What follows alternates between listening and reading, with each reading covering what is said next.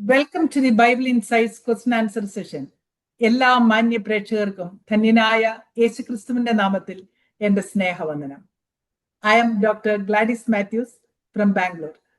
വിശുദ്ധ ബൈബിൾ ശ്രദ്ധയോടെ വായിക്കുന്ന ഒരു വ്യക്തിയുടെ മനസ്സിൽ ഉദിക്കുന്ന സംശയങ്ങൾക്കും ചോദ്യങ്ങൾക്കും വേദപുസ്തക അടിസ്ഥാനത്തിൽ തന്നെ ഉത്തരം കണ്ടെത്തുക എന്നുള്ളതാണ് ഈ സെഷനിൽ കൂടി ഞങ്ങൾ ഉദ്ദേശിക്കുന്നത്.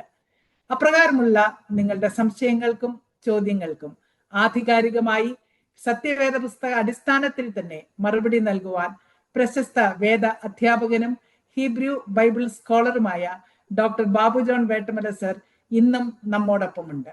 Welcome to this session sir. Sir, പ്രേക്ഷകരിൽ നിന്നുള്ള ഒരു ചോദ്യം ആദ്യമായിട്ട് ചോദിക്കുന്നു.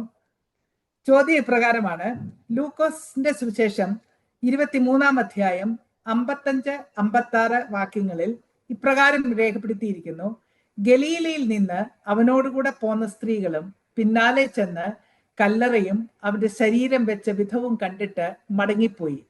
സുഗന്ധവർഗവും പരിമള തൈലവും ഒരുക്കി കൽപ്പനയനുസരിച്ച് ശബത്തിൽ സ്വസ്ഥമായിരുന്നു. 24-ാം അധ്യായം 1-ാം വാക്യത്തിൽ തുടരുന്നു: അവർ ഒരുക്കിയ സുഗന്ധവർഗം എടുത്ത് ആഴ്ചവട്ടത്തിന്റെ 1-ാം ദിവസം അതികാലത്ത് കല്ലറയ്ക്കലെത്തി കല്ലറയിൽ നിന്ന് കല്ല് ഉരുട്ടിക്കളഞ്ഞതായി കണ്ടു. മറ്റു സുവിശേഷങ്ങളിൽ കല്ലറ സീൽ ചെയ്തതായിട്ടാണ് രേഖപ്പെടുത്തിയിരിക്കുന്നത്. അങ്ങനെയെങ്കിൽ ഈ സ്ത്രീകൾ കൊണ്ടുപോയ സുഗന്ധവർഗം പൂശേണ്ടതിന് ഉള്ള അവസരം അവിടെ കിട്ടിക്കാണത്തില്ലല്ലോ. അതാണ് ചോദ്യം. ഓക്കെ, നമുക്ക് ആദ്യമായിട്ട് ചോദ്യം ചോദിച്ച ആളിനോട് നമ്മുടെ നന്ദി, അപ്രീസിയേഷൻ, താങ്ക് യു എന്ന് പറയാം. നമുക്ക് ആൻസറിലേക്ക് വരാൻ പോവാം. ആൻസറിലേക്ക് വരുമ്പോൾ നമ്മൾ വിശുദ്ധ വേദപുസ്തകം എന്ന് പറയുന്ന ഈ ടെക്സ്റ്റ് ബുക്ക്, അത് ഹ്യൂമാനിറ്റീസ് എന്ന ബ്രാഞ്ചിൽ വരുന്ന ഒരു പുസ്തകമാണ്.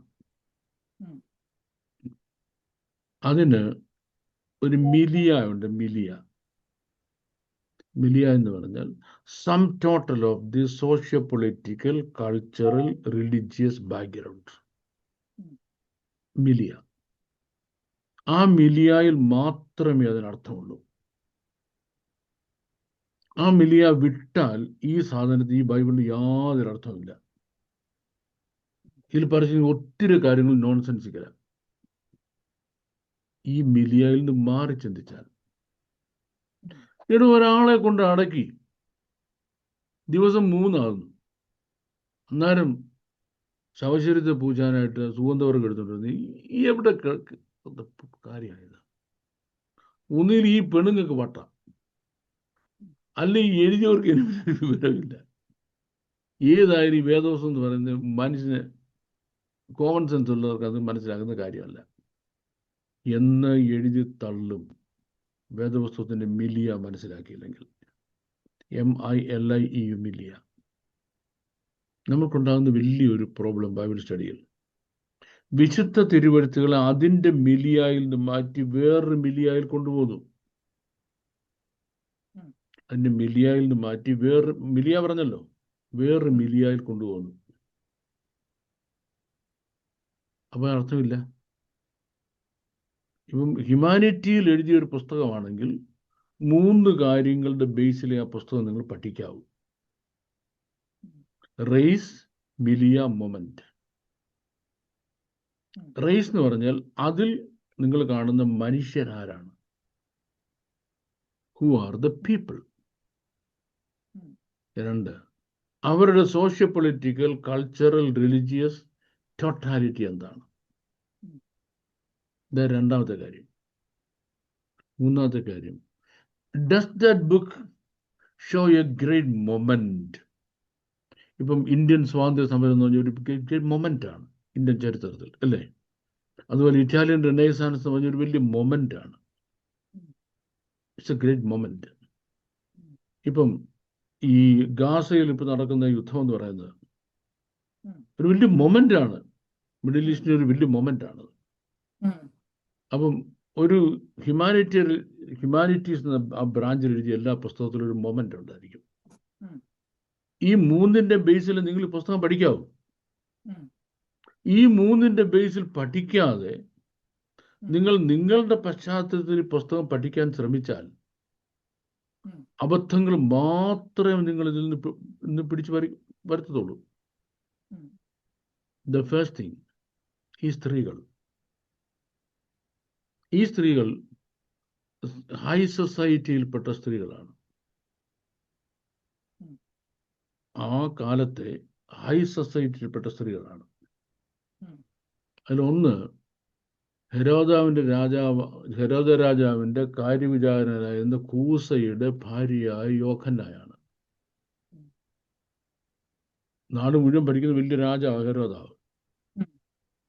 അയാളുടെ കാര്യങ്ങൾ മുഴുവൻ, കൊട്ടാരത്തിലെ മുഴുവൻ കാര്യങ്ങൾ നോക്കുന്ന ചീഫ് ഓഫീസറാണ് കൂസ. കൂസയുടെ ഭാര്യ Yohanna.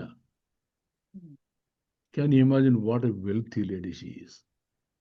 I should say the wealthiest lady in the entire Judea in those days. ഇതാണ് ഒരാള്. ഗലീല കടലിലെ മത്സ്യസമൃദ്ധമായ ഗലീല കടലിലെ മീൻ മുഴുവൻ പിടിച്ച് യോർദാൻ നദി കൂടെ താഴോട്ടൊരുക്കി, പ്രോസസ് ചെയ്ത് താഴോട്ടൊരുക്കി യെരുശലേമിൽ കൊണ്ടുവന്ന് അവിടുന്ന് റോമൻ സാമ്രാജ്യം മുഴുവൻ കയറ്റി അയച്ച് മീൻ കച്ചവടം നടത്തുന്ന വലിയ എക്സ്പോർട്ട് ഇൻഡസ്ട്രി ഉള്ള, വലിയ മാസീവ് എക്സ്പോർട്ട് ഇൻഡസ്ട്രിയുടെ ഉള്ള ഒരു മനുഷ്യനുണ്ടായിരുന്നു. എൻ്റെ പേര് സെബദി എന്ന. Zebedee, one of the richest men in Galilee was Zebedee. സെബദിയുടെ ഭാര്യ ശലോമിയാണ് രണ്ടാമത്തെ സ്ത്രീ. മനസ്സിലായി? ആ സ്ത്രീകളെ പറ്റിയുള്ള വിവരണം നമ്മൾ ആദ്യം പഠിക്കണം. And is that you have to go out of the Bible. അവരെ പറ്റിയുള്ള ജൂവിഷ് സ്കോളേഴ്സ് എഴുതിയിരിക്കുന്നതായ ഗ്രേറ്റ് സ്റ്റഡീസ് ഉണ്ട്. That's what you should read. Who are the women? That's the first thing. Second, Jewish burial background. The burial practices of the Jewish people.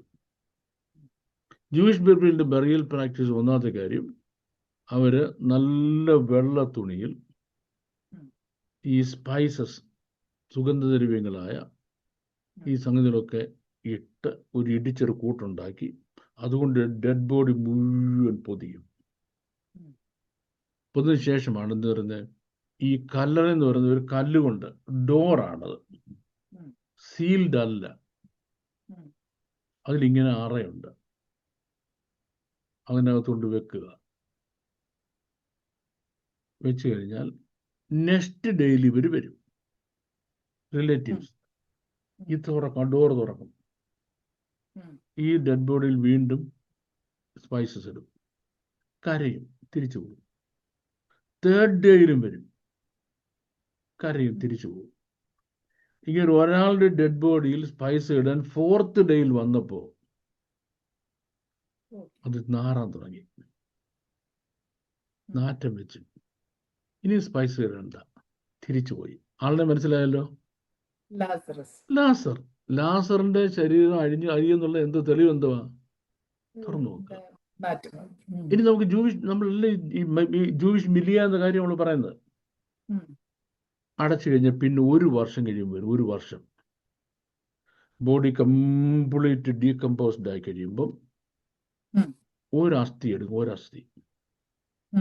എന്നിട്ട് expensive ആയ കുടം, അതിന് എസ്കച്ചൻ എന്നൊക്കെ പറയുന്നത് പറഞ്ഞാൽ ഫാമിലി ഹിസ്റ്ററി എഴുതിയിട്ടുള്ള എല്ലാ കുടുംബത്തിൻ്റെയും പ്രൈഡാണത്. അപ്പൊ അതില് ചില കുടുംബങ്ങൾ വലിയ വാളിലെ കുടുംബ മാഹാത്മ്യം, അവിടുത്തെ ഒരു വല്യപ്പച്ച വലിയ വേട്ടക്കാരനായിരുന്നു, മറ്റേയാൾ രാജാവിന്റെ മന്ത്രിയായിരുന്നു ഒക്കെ എഴുതി വാളിങ്ങനെ ഫ്രണ്ട് വെച്ചിരിക്കും. നമ്മൾ അങ്ങോട്ട് കയറി ചെന്നിട്ട് ചിലടത്ത് ഇങ്ങനെ ഏണാണ്,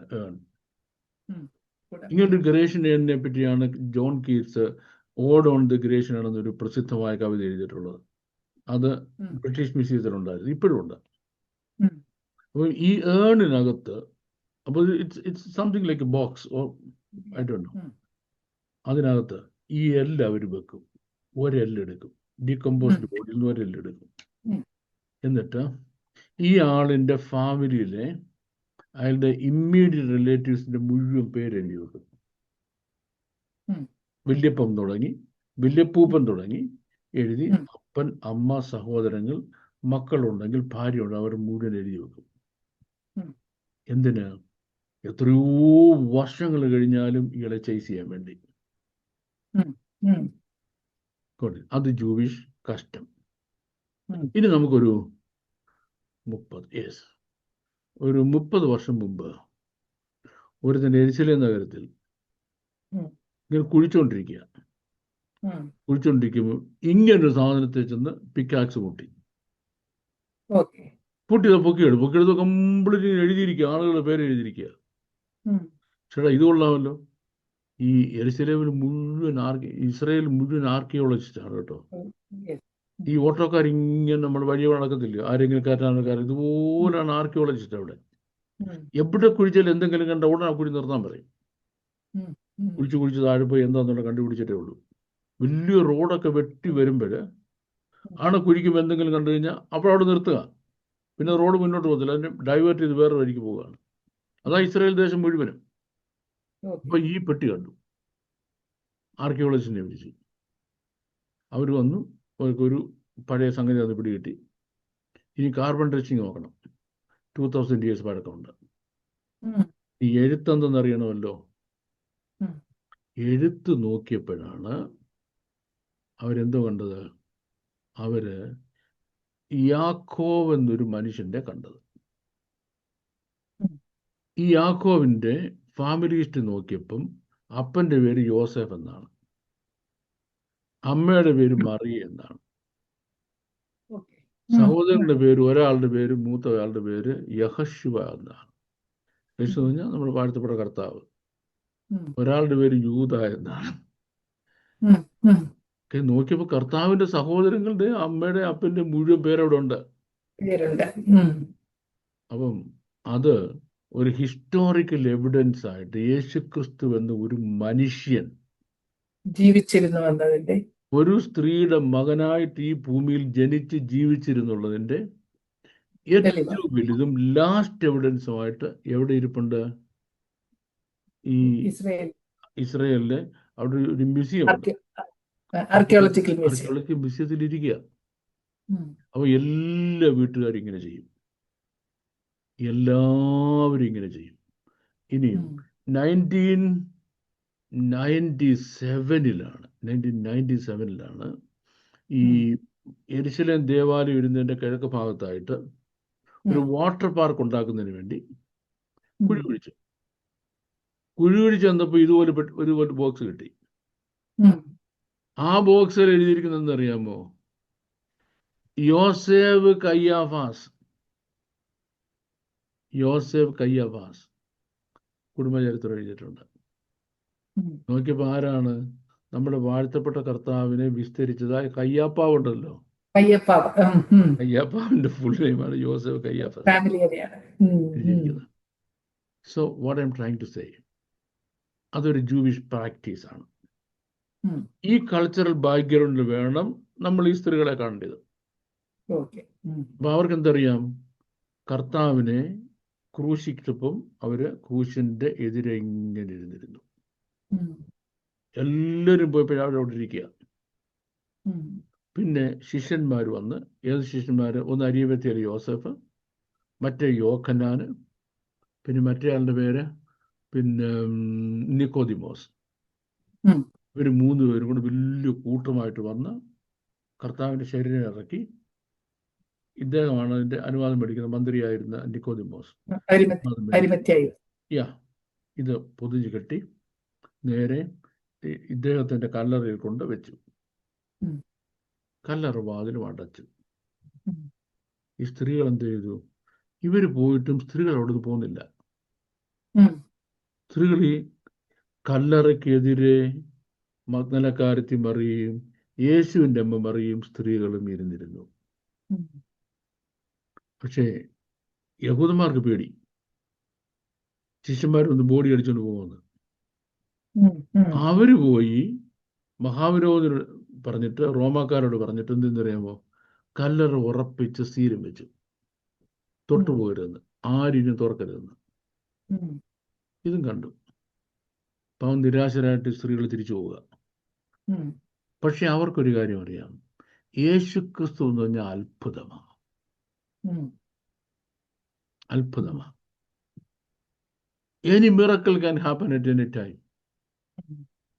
ഈ ശിഷ്യന്മാർ പറഞ്ഞു, ഞാൻ നിങ്ങൾക്ക് മുമ്പേ ഗലീലയ്ക്ക് പോകും, ഉയർത്തെഴുന്നേൽക്കും. ഉം. അങ്ങനെയാണ് ഉയർത്തെഴുന്നേൽക്കും, അല്ലേ? ഉം.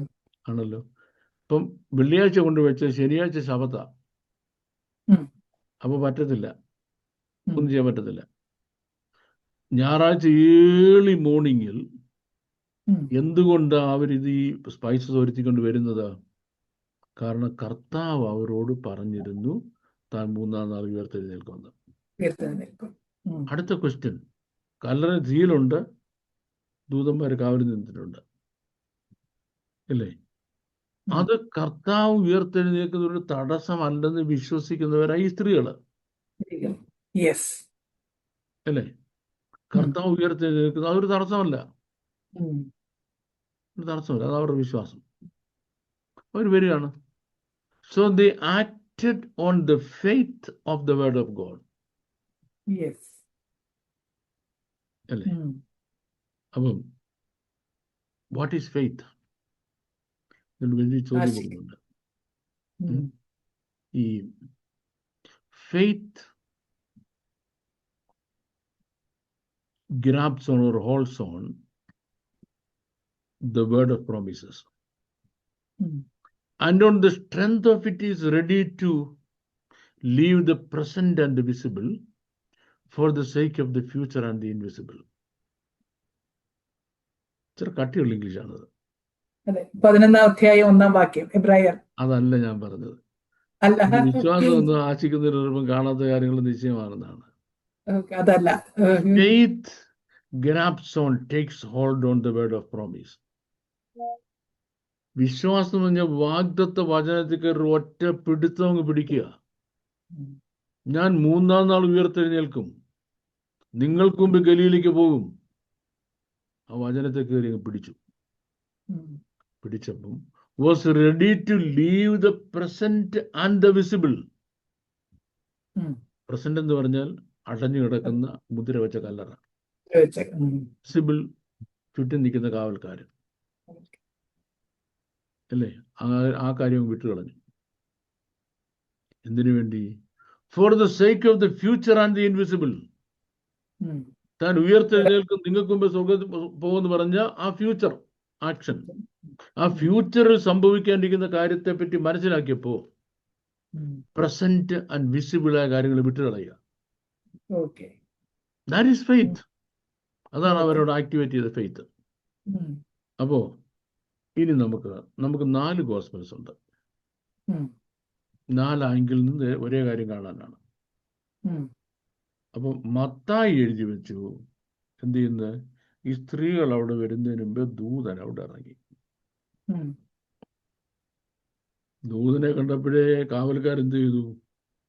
ഓടി രക്ഷപ്പെട്ടു. ദൂതൻ എന്തെന്നറിയോ? He made an earthquake. പിടിച്ചൊരു കുലുക്കി അവിടെ മുഴുവനും. കുലുക്കിയപ്പോ എന്താ പറ്റിയ? Even the very foundation of the tombstone was broken. ഇനിയും the power that resurrected Jesus from the dead. God actually sent 4 powers from heaven to resurrect Jesus. 4 different powers ഒരുമിച്ച് activate ചെയ്താണ് കർത്താവിനെ ഉയർത്തെഴുന്നേൽപ്പിച്ച് കൊണ്ടുപോകുന്നത്. നമ്മുടെ ടോപ്പിക്സ് അതല്ല, അത് പറഞ്ഞ് ഒരു സെഷൻ മുഴുവൻ പോകും, നമുക്ക് അങ്ങോട്ട് പോകണ്ട. അപ്പം ഈ ദൂതന്മാർ വരുന്നു, കർത്താവിനെ ഉയർത്തെഴുന്നേൽപ്പിക്കുന്നു, കല്ലുരുട്ടി മാറ്റുന്ന ഒരു ദൂതനായിട്ട് മടക്കിയിരുന്നു. ഇതെന്നറിയാം, ഈ പോയ പുള്ളികൾ തിരിച്ചു വന്ന് കല്ല് ഉരുട്ടി പിടിച്ചിട്ട് കർത്താവ് ഉയർത്തെഴുന്നേറ്റില്ലെന്ന് പറയരുത്. അതിന് വേണ്ടിയാ.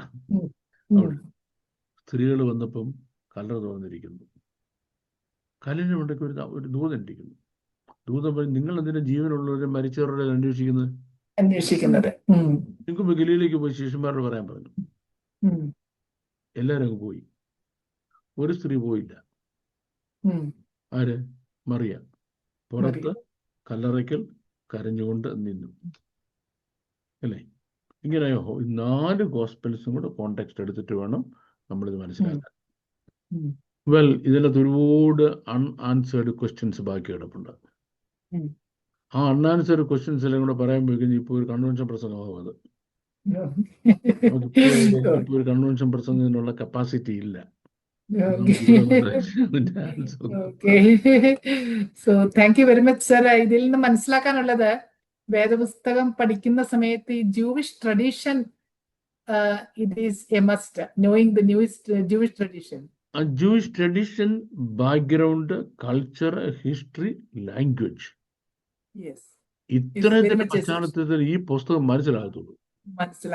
ഇല്ലെങ്കിൽ നമുക്ക് മനസ്സിലാകും, നമുക്ക് പലതും മനസ്സിലാകും, നമുക്ക് പലതും മനസ്സിലാകും. Our own version, നമ്മുടെ version മനസ്സിലാകുന്നേ ഉള്ളൂ. Okay, thank you very much, sir. No problem. അടുത്ത ചോദ്യം യേശുവിന്റെ മരണത്തോടനുബന്ധിച്ച ഒരു ചോദ്യമാണ്. മത്തായി സുവിശേഷം 12-ാം അധ്യായം 40-ാം വാക്യത്തിൽ യോന കടലാനിയുടെ വയറ്റിൽ 3 രാവും 3 പകലും ഇരുന്നത് പോലെ മനുഷ്യപുത്രൻ 3 രാവും 3 പകലും ഭൂമിയുടെ ഉള്ളിൽ ഇരിക്കും. യേശു ക്രിസ്തുവിന്റെ അടക്കം വെള്ളിയാഴ്ച ആയിരുന്നു എങ്കിൽ 3 രാവും 3 പകലും ആകുമോ? ഉയർത്തെഴുന്നേൽപ്പ് ഞായറാഴ്ച ആയിരുന്നു എന്ന് മനസ്സിലാക്കാം. ഇതൊന്ന് വിശദീകരിക്കാമോ? വിശദീകരിക്കാൻ പറ്റത്തില്ല. പ്രശ്നം തീർന്നില്ലേ? എന്നറിയാം, ഞാനൊരു 1.5 മണിക്കൂർ വരുന്ന ഒരു ഫുൾ സെഷൻ എൻ്റെ സിസ്റ്റമാറ്റിക് ബൈബിൾ സ്റ്റഡിയിൽ പഠിപ്പിക്കുന്ന ടോപ്പിക്സ് ആണിത്. നമുക്ക് 2 കാര്യങ്ങളാണ്, 3 കാര്യങ്ങളാണ് പഠിക്കേണ്ടത്. ഒന്നാമത്തത് ദൈവത്തിൻ്റെ ടൈം സ്കീം. ദൈവത്തിൻ്റെ ടൈം സ്കീം നമ്മുടെ ടൈം സ്കീം അല്ല. ഒരു ചിത്രശലഭം ഇന്ന് രാവിലെ ഉണ്ടായാലും ഇന്ന് സന്ധ്യ ആകുമ്പോഴത്തേക്ക് അതിൻ്റെ ആയുസ് തീരും, അല്ലേ? അത്രേ ഉള്ളു അതിൻ്റെ. അപ്പൊ അതിൻ്റെ ടൈം സ്കീം എൻ്റെ ടൈം സ്കീമിൻ്റെ അണ്ട, അല്ലേ? എൻ്റെ ടൈം സ്കീം അല്ല എൻ്റെ വീട്ടിലെ പൂച്ചക്കുഞ്ഞിൻ്റെ ടൈം സ്കീം. എൻ്റെ ആയുസും അല്ല അതിന്. അപ്പം ദൈവത്തിൻ്റെ ടൈം സ്കീം, എൻ്റെ ടൈം സ്കീം എന്തുവാ? എൻ്റെ ടൈം സ്കീം എന്ന് പറയുന്നത് 12 മണിക്കൂറുള്ള 24 മണിക്കൂറുള്ള ഒരു ടൈം സ്കീമാണ്, അല്ലേ? ഇത് എൻ്റെ പെർസ്പെക്റ്റീവ് ആണെങ്കിൽ ഇതേ ടൈം സ്കീം ദൈവം എങ്ങനെ കാണുന്നത്? God looks at it from A different perspective. ദൈവത്തിൻ്റെ ടൈം സ്കീം ഒന്നാമത്തെ കാര്യം. രണ്ടാമത്തെ കാര്യം വേൾഡ് വ്യൂ. വേൾഡ് വ്യൂ, ദൈവം ലോകത്തെ കാണുന്നത് ഈസ്റ്റേൺ ആൻഡ് വെസ്റ്റേൺ ഹെമിസ്ഫിയറിനെ ഒരുമിച്ചാണ് കാണുന്നത്. എന്തുകൊണ്ട്? ദൈവം മേളിൽ നിന്ന് നോക്കുന്നത്. നമ്മൾ ഇവിടെ നിന്ന് കാണുമ്പോൾ നമ്മൾക്ക് ഈസ്റ്റേൺ ആൻഡ് വെസ്റ്റേൺ ഹെമിസ്ഫിയർ ഒരുമിച്ച് കാണാൻ പറ്റത്തില്ല. അപ്പം ഈസ്റ്റേൺ ആൻഡ് വെസ്റ്റേൺ ഹെമിസ്ഫിയർ എന്ന പെർസ്പെക്റ്റീവും ദൈവത്തിൻ്റെ ടൈം സ്കീം എന്ന 2 സബ്ജക്റ്റ് പഠിക്കണം. ഈ 2 സബ്ജക്റ്റ് പഠിക്കാത്തത്തോളം നിങ്ങൾക്ക് ഈ സംശയം ബാക്കി കാണും. ഇത് മാത്രമല്ല, ഇങ്ങനെ എത്രയോ കാര്യങ്ങളാണ് സംശയമായിട്ട് ബാക്കി കിടക്കുന്നത്.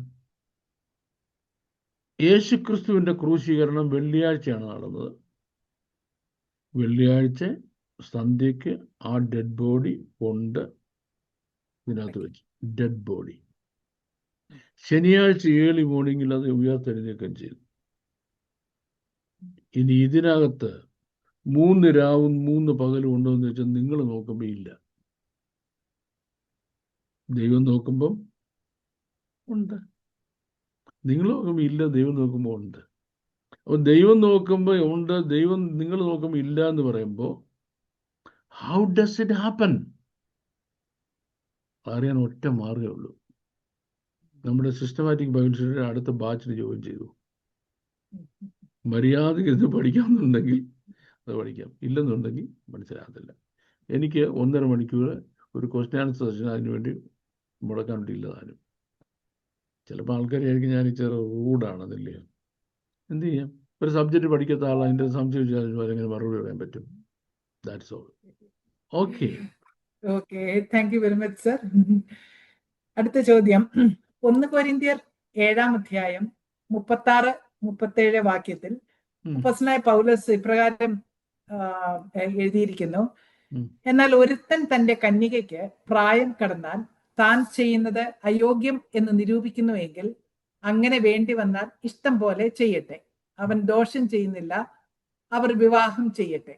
എങ്കിലും നിർബന്ധമില്ലാതെ തന്റെ ഇഷ്ടം നടത്തുവാൻ അധികാരമുള്ളവനും ഹൃദയത്തിൽ സ്ഥിരതയുള്ളവനുമായ ഒരുവൻ തന്റെ കന്യകയെ സൂക്ഷിച്ചുകൊള്ളുവാൻ സ്വന്തം ഹൃദയത്തിൽ നിർണയിച്ചു എങ്കിൽ അവൻ ചെയ്യുന്നത് നന്ന്. ചോദ്യം ഇതിന്റെ ഒരു വിശദീകരണമാണ്. ചില ചോദ്യത്തിന് മുമ്പ് ഞാൻ ഒത്തിരി ഹെൽപ്ലെസ് ആകും. ഒത്തിരി ഹെൽപ്ലെസ് ആകുന്ന കാര്യം എനിക്ക് ആ ചോദ്യം മനസ്സിലാകുന്നിട്ടല്ല. ഹെൽപ്ലെസ് ആകുന്നതിന്റെ കാരണം, what exactly did happen in Corinth? കൊരിന്തിൽ എന്താണ് സംഭവിച്ചത്? ഞാൻ മുമ്പ് മിലിയ എന്നൊരു വേർഡ് പറഞ്ഞില്ലേ? അതുപോലെ the milieu of Corinth, the milieu of Ephesus, the milieu of Colossia, the milieu of Thessalonica, ഇതൊക്കെ പഠിക്കാതെ you cannot understand it even remotely. മനസ്സിലാകത്തില്ല. കാരണം പൗലോസ് അവിടെ ചെന്നു ലാർജ് സ്കെയിൽ കൺവേർഷൻ നടക്കുക. ഈ കൺവേർഷൻ നടക്കുന്ന സമയത്ത് അവർ ഫേസ് ചെയ്യുന്ന ചില പ്രോബ്ലംസ് ആണ് അവർ ഫിക്സ് ചെയ്തിരുന്ന മാരേജസ് എന്നുള്ളത്. മാരേജസ് അതിലൊന്ന്, ഇപ്പം ഒരു ചെറുക്കനായിട്ട് കല്യാണം ഫിക്സ് ചെയ്തിരിക്കുക, ഇവള് ക്രിസ്ത്യാനിയായി, ഇവൻ ക്രിസ്ത്യാനി അല്ല, അവർ തമ്മിൽ കല്യാണം കഴിക്കാമോ കഴിക്കണ്ടായോ? അടുത്തത്, അവൻ ക്രിസ്ത്യാനിയായി, അവൾ ക്രിസ്ത്യാനി ആയില്ല, അവർ കല്യാണം കഴിക്കാമോ? മൂന്നാമത്തെ ചോദ്യം, രണ്ടുപേരും ക്രിസ്ത്യാനികളായി. ഇനി അടുത്ത സംഭവിക്കാൻ പോകുന്നത്, ഒരു ലാർജ് സ്കെയിൽ പെർസിക്യൂഷൻ നടക്കുക റോമൻ സാമ്രാജ്യത്തെ മുഴുവനും ക്രിസ്ത്യാനികൾക്കെതിരായിട്ട്. അപ്പോൾ ഇവിടെ കല്യാണം കഴിച്ച് 2 കുഞ്ഞുങ്ങളായി കഴിഞ്ഞാൽ, അവൻ മരണപ്പെട്ടു പോയാൽ ഇവളും ഈ കുഞ്ഞുങ്ങളും തെണ്ടി നടക്കത്തേ ഉള്ളൂ, അനാഥരാകുക. പറയുന്നു ലെറ്റ്സ് റിമെയിൻ സെപ്പറേറ്റഡ്. എന്തിന്? നീ അത് പിന്നെ അനാഥയാകാതിരിക്കാൻ വേണ്ടി. ഒരു വിധവയാകുന്നതിനേക്കാൾ നല്ലതില്ലയോ ഒരു അൺമാരിഡ് വുമൺ ആയിട്ട് വേറൊരാളെ കല്യാണം കഴിക്കും, വിശ്വാസ കല്യാണം കഴിക്കുന്നത്? അല്ലെങ്കിൽ 2 കുഞ്ഞുങ്ങളെ ആര് ചെലവിന് കൊടുക്കും? സ്ത്രീകൾക്ക് ഒറ്റ പണിയുള്ളൂ, നമുക്ക് കൂടെ പറയാൻ കൊള്ളാവുന്ന പണിയല്ല ആ കാലത്ത്. എങ്ങനെ ചെലവിന് കൊടുക്കും? അപ്പം man can decide whether he can marry her or no marry her. ഇങ്ങനെ കുറേ സിറ്റുവേഷൻ ഇഷ്യൂസ് ഉണ്ട്. ഈ സിറ്റുവേഷൻ ഇഷ്യൂസ് ചെയ്യുന്ന ഓരോരുത്തരോടും ഇതാണ് നിങ്ങളുടെ സിറ്റുവേഷൻ, നിങ്ങൾക്ക് ഇങ്ങനെ ചെയ്യാം, ഇതാണ് നിങ്ങളുടെ സിറ്റുവേഷനിൽ നിങ്ങൾക്ക് ഇങ്ങനെ ചെയ്യാം, ഇങ്ങനെ ഓപ്ഷൻസിൻ്റെ ലിസ്റ്റ് എഴുതി വരിക. ഇതാരൊക്കെയാണ്, അവരുടെ സിറ്റുവേഷൻ എന്തുമാണ്, അവർ കൊടുക്കുന്ന ഓപ്ഷൻസ് എന്താണ്, ഇതൊന്നും നമ്മൾ മനസ്സിലാക്കുന്നത് കുരുതിലേഖന കാലത്ത് വേണ്ടി ചർച്ചയിൽ എടുത്തിട്ട് ആലോചിക്കുകയും ചെയ്യും. ഒരിക്കൽ പോലും, ഒരു ഒറ്റ പ്രാവശ്യം പോലും, ഞാൻ മുമ്പ് പറഞ്ഞല്ലോ, race milieu moment, race milieu moment. ഈ പശ്ചാത്തലത്തിൽ ബൈബിൾ പഠിക്കുന്നില്ല, പഠിപ്പിക്കുന്നുമില്ല, പഠിപ്പിക്കത്തില്ല. ഈ പാവം വിശ്വാസി പിന്നെ ഇങ്ങനെ ചോദിച്ചു നമ്മളിപ്പോൾ എന്തോ ചെയ്യാൻ പറ്റും? എപ്പോഴും നമ്മൾ പറയുക സിസ്റ്റമാറ്റിക് ബൈബിളിസ്റ്റ് ജോയിൻ ചെയ്ത്, സിസ്റ്റമാറ്റിക് ബൈബിൾ ജോയിൻ ചെയ്ത്. ഇപ്പോൾ എവിടെയായിരിക്കും നമ്മൾ അതിൻ്റെ പരസ്യം പറയാനാണ് ഈ പ്രോഗ്രാം നടന്നത്. ആരെങ്കിലും കൂടെ ജോയിൻ ചെയ്ത് പഠിച്ച് അവർ നന്നായി പോടുന്ന ഉദ്ദേശമില്ല, അല്ലാതെ നമുക്ക് പരസ്യം ചെയ്ത് ആളുകൾ കൂട്ടാനുള്ളതല്ല. By God's grace, there is more than enough students in our systematic Bible study. അപ്പം ഇതൊരു ഈ റേസ് മിലിയ മൊമെന്റ് എന്ന ബാക്ക്ഗ്രൗണ്ടിൽ ഓരോ പുസ്തകങ്ങളും പഠിക്കണം. വേദപുസ്തകത്തിൽ 66 പുസ്തകങ്ങളിൽ ഓരോ പുസ്തകവും ഈ ബാക്ക്ഗ്രൗണ്ടിലാണ് പഠിക്കേണ്ടത്. ആ ബാക്ക്ഗ്രൗണ്ടിൽ മാത്രമേ ഒരു ആൻസർ ഉള്ളൂ. ഇത് ഈ ദൈവവചനത്തെ പറ്റി നമുക്ക് ഇങ്ങനെ കമന്റ് പറയാം. God's word is timely in its giving and timeless in its application. ഉം. ഒരു പ്രത്യേക കാലഘട്ടത്തിൽ ജീവിച്ചിരുന്ന ഒരു പ്രത്യേക ആളുകളെ ഫേസ് ചെയ്യുന്ന ഒരു പ്രത്യേക ഇഷ്യൂവിന്റെ മറുപടിയാണ്. അതെ. ഉം. അത് ആരായിരുന്നു, അവരുടെ ഇഷ്യൂ എന്തായിരുന്നു, എന്തുകൊണ്ടാണ് ആ മറുപടി പറഞ്ഞത് എന്നാണ് ആദ്യം പഠിക്കേണ്ടത്. Okay. അത് കഴിഞ്ഞിട്ട് അത് നമുക്ക് എങ്ങനെ ആപ്ലിക്കബിൾ ആവുമെന്ന് പഠിക്കേണ്ടത്. Yes. ഇങ്ങനൊരു സംഗതി ഇല്ലാത്തതുകൊണ്ട് ഉം. ആർക്കറിയാം, ഓരോരുത്തർ അവരവരുടെ രീതിയിൽ, ഒരുത്തൻ അങ്ങനെ ഒരുത്തൻ ഇങ്ങനെ പറയുന്നുള്ളൂ. ഉം. Okay. Okay okay sir. അടുത്തത് ഒരു ജനറൽ ക്വസ്റ്റ്യൻ ആണ്.